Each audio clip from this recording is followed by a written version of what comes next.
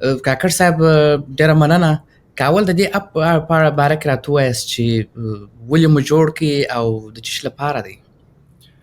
سلامونه اول تاسو ته سروش صاحب او ټولو لیدونکو ته چې نن دا برنامه کې زموږ سره ملګرتیا کوي. ډېره مننه. اپ موږ جوړ کړی دی د فنډې په نامه باندې چې ډېر تمرکز او توجه یې پر سوشل نتورکینګ باندې ده. کله چې موږ خو په وطن کې افغانستان کې ډېر لکه د سوشل سټرکچر مو ډېر ښه دی، لکه ډېر اجتماعي ژوند لرو. کله چې راځو لکه د زموږ داسې ځوانان چې راځي لکه غرب ته یا نورو هیوادونو ته، دلته د خصوصا د یو خلا سره مخ کېږي چې نسي کولی هغه خپل اجتماعي اړیکې د کمیونټي سره د خلکو سره وساتي، بیا د ژوند یعنې ډېر حده پورې ژوند تغییر کوي.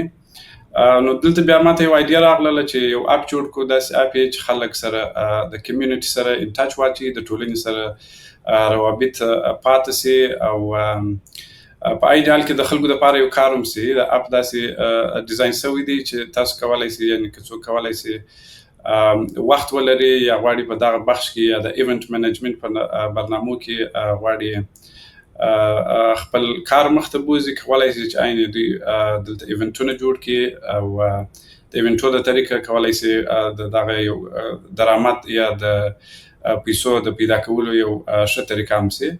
سو موږ د څو شیانو سره یو ځای کړله چې یو نتورکینګ دی، کمیونټي بیلډینګ دی او ایونټس دی چې خصوصا کولی سي د مهاجرت په اړه ایونټونه ونیسي، ورزشي ایونټونه ونیسي. یعنې په هر بخش کې موږ لرو جلا جلا ایونټونه لرو چې دوی کولی سي په دې کې ایونټ ونیسي. خلک د دې ایونټ لارې کولی سي چې اشتراک وکړي ورسره. ډېره اسانه طریقه هم ده او ډېره مثبت هم ده. موږ په د اخیرو کې د افغانستان کې هم غوښتله چې دغسې یو شی دغه کړو، په دې خاطر چې د ایونټو په بخش کې افغانستان کې یا بیخي نشته یا ډېر خلک ورسره بلد نه دي. موږ کولی شو د ایونټ جوړ کړو، لکه کرکټ میچ جوړې، مثال یو سیالي جوړې، د کتاب لوستلو سیالي جوړې، یعنې هر بخش کې کوو. زموږ داسې خلک خو ډېر د موټرانو شوقیان هم دي یا د موټرسایکلان ځغلي سره. په هغه بخش کې هم کولی سي یو منظم برنامه ورته جوړه کړي. دوی کولی سي خپل ټکټان خرڅ کړي، دوی کولی سي خلک راوبلي چې اشتراک وکړي.